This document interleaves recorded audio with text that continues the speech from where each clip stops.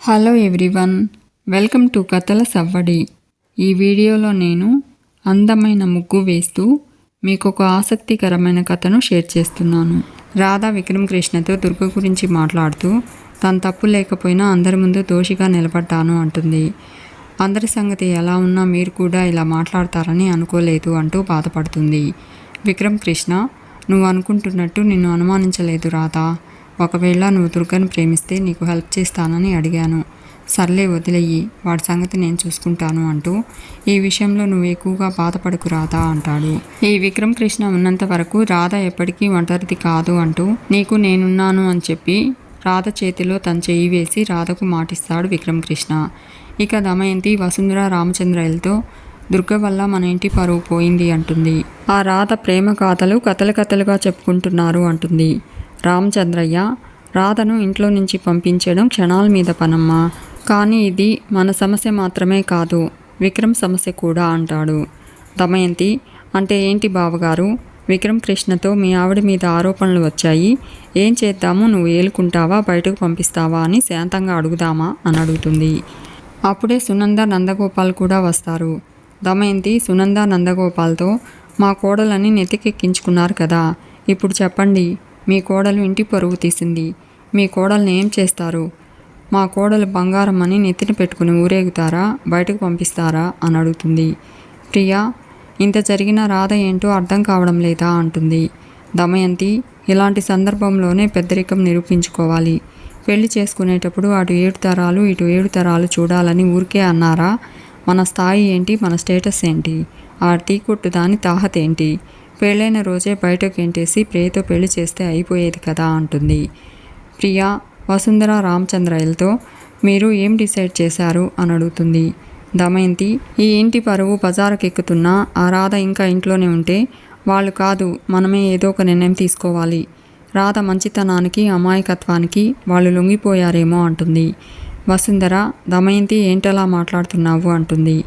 దమయంతి, ఇంకెలా మాట్లాడాలి, ఎంతైనా మీరు ఒకటే కదా, మేమే కదా పరాయి వాళ్ళం అంటూ ప్రియతో కలిసి లోపలికి వెళ్ళిపోతుంది.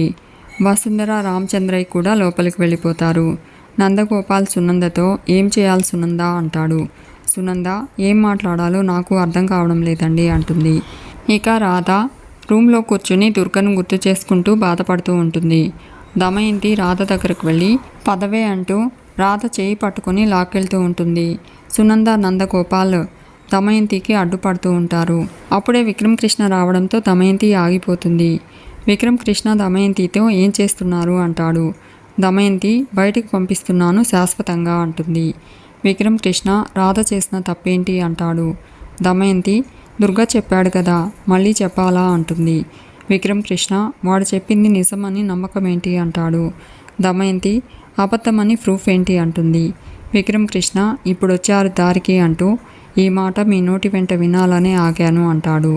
వాడేదో వచ్చి చెప్పితే మీరు నమ్ముతారు, రాధ నిర్దోషి అని నమ్మడానికి మీకు ప్రూఫ్స్ కావాలి, అంతే కదా అంటాడు. దమయంతి అంతే అంటుంది. విక్రమ్ కృష్ణ, రాధ నా భార్య అంటాడు. తన మీద చెయ్యి వేస్తే నా మీద చెయ్యి వేసినట్లే అనడంతో దమయంతి రాధ చెయ్యి వదులుతుంది. రాధ విక్రమ్ కృష్ణ వెనుకకు వస్తుంది. విక్రమ్ కృష్ణ, రాధకు ఆ దుర్గకి ఎలాంటి సంబంధం లేదని, వాళ్ళిద్దరి మధ్య ప్రేమ లేదని నేను ప్రూవ్ చేస్తాను అంటాడు. రాధ చెయ్యి పట్టుకుని లాక్కెళితే నేనేమీ చేయలేనని మీ ధైర్యమా అంటాడు. దమయంతి, ఏం చేస్తావు అంటుంది. విక్రమ్ కృష్ణ, గట్టిగా సమాధానం చెప్తాను, ఎప్పటికీ గుర్తుండిపోయే సమాధానం చెప్తాను అంటాడు. యుగ యుగాలుగా ఆడదాని మీద నింద వేయడం వస్తూనే ఉంది కదా, ఈ కుటుంబంలో ఆడవాళ్లే పాత్రధారులు కావడం విశేషం అంటాడు.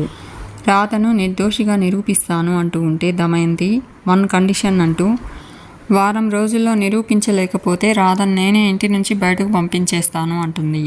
విక్రమ్ కృష్ణ, రాధ గౌరవం కోసం ఏ కండిషన్ పెట్టినా నాకు ఓకే అంటాడు. ఈ వారం రోజుల్లో రాధ మీద ఈగ వాలకూడదు, ఎవరు ఏమీ మాట్లాడకూడదు. ఏంటి పరువు పోయిందని మీరంటున్నారు, రాధ ఆత్మగౌరవానికి భంగం కలిగిందని నేను అనుకుంటున్నాను. వారంలోగా ఆ దుర్గగాడి నిజస్వరూపం తేల్చేస్తాను అని చెప్పి రాధను తీసుకుని లోపలికి వెళ్ళిపోతాడు విక్రమ్ కృష్ణ. ఇక దుర్గ గోడ మీద అంటించిన రాధ ఫొటోస్కి హారతిచ్చి నా ప్రేమే నిజమైతే అది ఎప్పటికీ ఓడిపోదు అనుకుంటూ ఉంటాడు. అప్పుడే ప్రియ దుర్గ దగ్గరకు వచ్చి క్లాప్స్ కొడుతూ గ్రేట్ అంటూ నీలాంటి గొప్ప ప్రేమికుడిని ఇప్పటిదాకా చూడలేదు అంటుంది. దుర్గా నిన్ను ఆ ఇంట్లో చూశాను కదా అంటాడు. ప్రియ రాధ పెళ్లి చేసుకున్న విక్రమ్ కృష్ణని నేను పెళ్లి చేసుకోవాలి. తను నా బావ. నీకు రాధ కావాలి, నాకు మా బావ కావాలి. ఇద్దరికీ ఒకరికొకరి సహాయం కావాలి అంటూ ఆ రాధను నువ్వు ఏం చేయగలవు అంటుంది. దుర్గా రాధ కోసం ఏమైనా చేయగలను. ఎవరిని చంపమన్నా చంపుతాను. కానీ రాధ నాకు కావాలి. ఆ విక్రమ్ కృష్ణ రాధను లాగేసుకున్నాడు. నా రాధను మళ్ళీ నేను లాక్కుంటాను అంటాడు. ప్రియా నేను నీకు సపోర్ట్ చేస్తాను. నువ్వు కూడా నాకు సపోర్ట్ చెయ్యి అంటుంది. దుర్గా నాకు ఎవరి సపోర్ట్ అవసరం లేదు. నా ప్రేమే నాకు సపోర్ట్ అంటాడు. ప్రియా అలా అనకు. రాధ ఎక్కడికి వెళ్తుంది, ఏం చేస్తుందనే ఇన్ఫర్మేషన్ నేను ఇస్తాను అంటుంది. దుర్గా ఇంతేనా, ఇంకేమైనా ప్లాన్స్ ఉన్నాయా అని అడుగుతాడు. ప్రియా నాకేం ప్లాన్స్ లేవు. వాళ్ళిద్దరిని విడగొడితే నేను మా బావను పెళ్లి చేసుకుంటాను. నీకు నీ రాధ దక్కుతుంది అంటుంది. దుర్గా సరే అంటాడు. ప్రియా వెళ్ళిపోతూ ఉంటే దుర్గా నేను చాలా చెడ్డవాడిని. రాధ విషయంలో ఏదైనా ఎక్స్ట్రాల్ చేశావో నువ్వు ఉండవు, జాగ్రత్త అంటాడు. ప్రియా పెద్ద సైకోగాడ్లాగా ఉన్నాడు అనుకుంటూ సరే అని చెప్పి వెళ్ళిపోతుంది. ఇక సునంద నందగోపాల్తో రాధ విషయం చెప్తూ బాధపడుతుంది. పాపం రాధ ఈ ఇంట్లోకి వచ్చినప్పటి నుంచి ఏదో ఒకటి జరుగుతూనే ఉంది అంటుంది. నందగోపాల్ నిజమే సునంద, ఆ అమ్మాయి ఈ కుటుంబంలో అందరి మధ్య నలిగిపోతుంది అంటాడు. సునంద పెళ్లి జరగడంలో రాధ ఒక్కదానిది తప్పు లేదు కదా, విక్రమ్ కృష్ణ తప్పు కూడా ఉంది కదా అంటుంది. నందగోపాల్ ప్రియ స్థానంలోకి రాధ వచ్చిందనేదే దమయంతి అక్కసు. రాధను ఆ దేవుడు పరీక్ష చేస్తున్నాడు సునంద. బంగారం నిప్పులో కాల్తేనే మరింత మెరుస్తుంది. రాధ అగ్ని పరీక్షలు ఎదుర్కొంటుంది. ఆ దేవుడు రాధను తప్పకుండా గెలిపిస్తాడు. గెలిపించడానికి ముందే ఇలా ఏడిపిస్తాడు అంటాడు. ఇక రాధ బాధపడుతూ పూజగది దగ్గరకు వస్తుంది. భగవంతుడా నా మీద నీకెందుకు కోపం, ఎందుకు ఇలా పరీక్షిస్తున్నావు? నాన్నను దూరం చేశావు. నాన్న కోసం జీవితాన్ని పడంగా పెట్టి బ్రతుకుతుంటే అడుగడుగునా అడ్డంకులు, ఎన్నో అగ్ని పరీక్షలు, నీలాప నిందలు. నా మీద నీకెందుకు ఇంత కక్ష అనుకుంటూ బాధపడుతూ ఉంటుంది. ప్రియా రాధను చూసి రాధ మీద కోపం అంతా తీర్చుకోవాలి అనుకుని రాధ దగ్గరకు కుర్చీ లాక్కుని కుర్చీలో కూర్చుంటుంది. ఏమా రాధ బాధపడుతున్నావా అంటుంది. ఈ మాత్రం బాధ ఉంటుందిలే అంటూ నీ స్కెచ్ ఏంటి రాధా, ముందు తరాలకి నువ్వు గొప్ప ఇన్స్పిరేషన్ అవుతావు అంటుంది. నువ్వు ఒకరిని టార్గెట్ చేస్తే 3 నెలల్లో టార్గెట్ ఫినిష్ చేస్తావా? అనుకున్న టైంకి ఒకరిని పడేస్తావా? మగాళ్ళని చూసి డిసైడ్ అవుతావా, లేక వాళ్ళ బ్యాక్గ్రౌండు, ఆస్తిపాస్తులు, వాళ్ళ వివరాలన్నీ తెలుసుకుని అప్పుడు డిసైడ్ అవుతావా అని అడుగుతుంది. ఒకేసారి ఒక పర్సన్ని టార్గెట్ చేస్తావా, లేక ఇద్దరు ముగ్గురిని టార్గెట్ చేసి ఒకరికి తెలియకుండా ఇంకొకరిని డీల్ చేస్తూ ముగ్గులోకి లాగుతావా? నీ మెనూ ఎలా ఉంటుంది అని అడుగుతుంది. సొంత బావని పడగొట్టడానికి కింగిరాలు తిరుగుతున్నాను. బొంగరంలా బావ చుట్టూ తిరిగినా బావ నాకు పడలేదు. ఆఫ్టర్ ఆల్ ఒక టీ కొట్టు పెట్టి లవ్ కొట్టు తెరిచావు కదే అంటుంది. రాధ ఇంకొక మాట మాట్లాడితే మర్యాదగా ఉండదు అని చెప్పి వెళ్ళిపోతూ ఉంటుంది. ప్రియా నీకు మర్యాద ఏంటి? భూమికు జానడు లేవు. బావను ఎలా పడేశావే? ఆ దుర్గను ఏం చేశావు? పాపం వాడు పిచ్చోడైపోయాడు. అసలు అంతగా నీలో ఏముందే? మీ నాన్న అసలు గొప్ప నటుడు. మీ అమ్మా నాన్న నీకు క్లయింట్స్ని చూస్తారా, లేక టీ ఫామ్ చేశారా? ఈ హొయలు ఇవన్నీ చేయడానికి నీకు ఎవరు ట్రైనింగ్ ఇస్తున్నారు?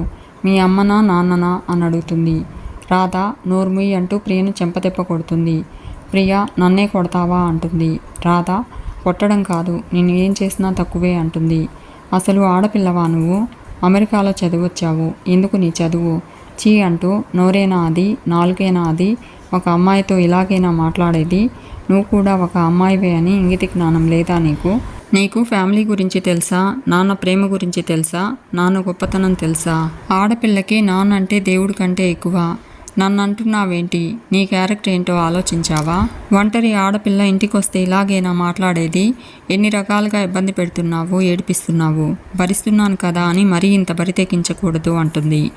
ప్రియా ఏ అంటూ అరవబోతూ ఉంటే రాధ నోరు తెరవకు, నోరు తెరిస్తే చెంపలు పగిలిపోతాయి. ఏం చూసుకుని ఎగురుతున్నావే? నీ అందం చూసుకున్నా, ఈ బంగ్లా చూసుకున్నా, లేక కార్లు చూసుకున్నా? 2 కార్లు, బంగ్లాలు, డబ్బుంటే సరిపోతుందా? ఇవి ఉంటే ఆడపిల్ల గొప్పదైపోతుందా? ఆడపిల్లకు అణుకువ పద్ధతి ఉండాలి. నా తల్లిదండ్రుల గురించి మాట్లాడే అర్హత నీకు అసలు లేనే లేదు. వాళ్ళు దేవుళ్ళు. నన్ను యువరాన్లా చూసుకున్నారు. నన్ను గాజు బొమ్మలా పెంచారు. ఏం తింటున్నాము, ఎంత ఖరీదైన బట్టలు వేసుకున్నాము, ఎలాంటి కార్లు తిరుగుతున్నాము, ఎలా బ్రతుకుతున్నాము. ఇది కాదు క్యారెక్టర్ అంటే. అసలు క్యారెక్టర్ అంటే ఏంటో తెలుసా? నాన్న ప్రేమ తెలుసా నీకు? మా నాన్న చిరునవ్వు నవ్వితే చాలు అన్ని బాధలు మర్చిపోతాను. మా అమ్మ చేయి స్పర్శ తగిలితే చాలు అన్ని కష్టాలు దూరం అవుతాయి. ప్రేమ అంటే అది, పెంపకం అంటే అది. టింగురంగా అంటూ ముస్తాబై డైనింగ్ టేబుల్ ముందు కూర్చుని పని వాళ్లకు ఆర్డర్లు వేస్తూ, వాళ్ళని హింసించాలా వీళ్ళని హింసించాలా అని మీ తల్లి కూతుళ్ళు ఆలోచిస్తారు కదా. ఇది ఒక జన్మేనా?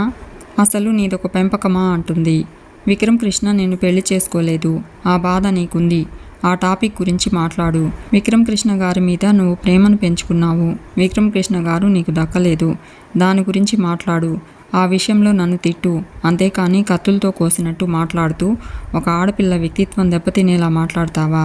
మాట బాగుండాలి. నన్ను ఒక మాట అనే ముందు నీ అర్హత ఏంటో తెలుసుకో. నా గురించి నీకేం తెలుసు? నేను ఒక టీ కొట్టు పెడితే తప్పేంటి? ఇప్పుడు చెప్పు, క్యారెక్టర్ లేనిది నీకా నాకా? నా కళ్ళ ముందు నుంచి ముందు వెళ్ళు. నేనేం చేస్తానో నాకే తెలీదు అంటుంది. ప్రియా, నన్నే కొట్టావు కదా అంటుంది. రాధ, నువ్వు మాట్లాడకు, కొట్టడం కాదు చంపేస్తాను, నా కళ్ళ ముందు నుంచి పో అంటుంది. ప్రియా వెళ్ళిపోతుంది. విక్రమ్ కృష్ణ దుర్గ గురించి ఆలోచిస్తూ ఉంటాడు. నందగోపాల్ విక్రమ్ కృష్ణ దగ్గరకు వచ్చి ఆ దుర్గను వదలొద్దు అంటాడు. విక్రమ్ కృష్ణ, వాడిని ఇప్పటికిప్పుడు చంపేయాలన్నంత కోపం వస్తుంది. వాడి మీద లీగల్గా కేసులు పెడతాను. ఇప్పుడే వెళ్ళి వాడిని చుట్టుపట్టుకుని లాక్కొచ్చి అరెస్ట్ చేసి సెల్లో వేసి నా పవర్ ఏంటో చూపిస్తాను అంటూ విక్రమ్ కృష్ణ కోపంగా వెళ్ళిపోతూ ఉంటాడు. అప్పుడే రామచంద్రయ్య తప్పు చేస్తున్నావు అంటూ విక్రమ్ కృష్ణ దగ్గరకు వస్తాడు. విక్రమ్ కృష్ణ రామచంద్రయ్యని చూసి ఆగిపోతాడు. రామచంద్రయ్య విక్రమ్ కృష్ణతో, రాధ మెడలో తాళి కట్టిన భర్తలా కాదు, పోలీస్ యూనిఫామ్ వేసుకున్న విక్రమ్ కృష్ణలా ఆలోచించు అంటాడు. వాడు వీధి రౌడీ అనుకున్నావా? ఎమోషనల్గా ఆలోచిస్తే బ్రెయిన్ పనిచేయదు. ఒక పోలీస్లా ఆలోచించు. ఎక్స్ పోలీస్ ఆఫీసర్లా నీ సీనియర్గా చెప్తున్నాను. కేసుని పర్సనల్గా తీసుకుంటే కొంత దూరమే వెళ్ళగలవు. అదే ప్రొఫెషనల్గా తీసుకుంటే కేసు చివరి దాకా వెళ్తావు. కోపం ఆవేశం ఉండాలి, కానీ అవి నీలో స్పీడ్ని పెంచాలి. స్పీడ్ బ్రేకర్లా మారకూడదు. 2 పోలీసులున్న ఇంట్లోకి వాడు వచ్చాడు. ఇంత పెద్ద బంగ్లా, ఇంత సెక్యూరిటీ దాటి లోపలికి వచ్చాడు. రాధకు తాళి కట్టింది ఒక ఎస్ఐ అని తెలిసి కూడా ఇంట్లోకి వచ్చాడంటే వాడు తెలివిలేక రాలేదు. ఇన్నాళ్ళు రాని వాడు ఈరోజే ఎందుకొచ్చాడు? ఎందుకు టైం తీసుకున్నాడు? వాడి మాటలో ఏముందో కాదు, వాడి మనసులో ఏముందో తెలుసుకోవాలి. నువ్వు కేసు పెట్టి రచ్చ చేసి వాడిని లోపలేస్తే వాడికి కావాల్సింది అదే ఏమో.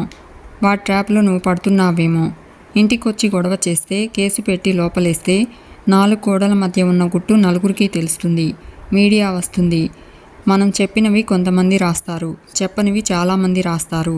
టీవీలో పేపర్లలో రాత ఫోటో వేస్తారు. అప్పుడు వాడి మీద ఈగ వాలినా దానికి నువ్వే బాధ్యుడు అవుతావు. వాడు అదే కోరుకుంటున్నాడేమో. వాడిని చూసావా ఎలా ఉన్నాడో? వాడి కోపాన్ని అంచనా వేశావా? వాడి మాట తీరు అంచనా వేశావా? నీళ్ళలోకి దిగే ముందు లోతు అంచనా వేయాలి. దిగాక నువ్వేమీ చేయలేవు. ఈ కేసు కూడా అంతే అంటాడు. వాడొక సైకోపాత్లా అనిపిస్తున్నాడు. వాడి కళ్ళల్లో భయం లేదు, వాడి మాటల్లో తడబాటు లేదు.